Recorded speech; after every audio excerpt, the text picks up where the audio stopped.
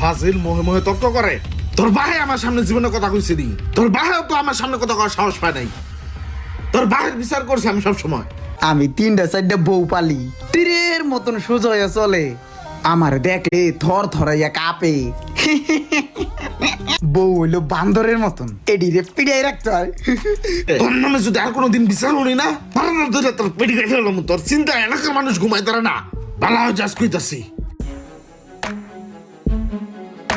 মাল লাগলে মাল দিবি, সমস্যা কি? তুই কি টাকা পয়সা লয়ে টেনশন করস নাকি? আমি আছি না। আজকের মধ্যে এই সাত ডালাই শেষ করতে হইব।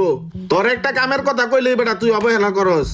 এই বেটা তুই কি আমার সম্পর্কে জানোস না? তুই আমার কাম লয়ে হেলামি করতাছস। তোর যাতে আমার আর ফোন না দেওয়া লাগে। টাকা পয়সা দিলে ভালো হয়। রাখ বেটা ফোন রাখ। তোর যা কইছি তুই তা করবি। মাতবর সাহেব, একটা কথা কই, যদি বিয়াদবি না নেন। ক আজকে তো খানবাড়ির বিচার জমি লয়ে যে গ্যাঞ্জাম হইতাছে, আপনার যাওয়ার কথা ছিল।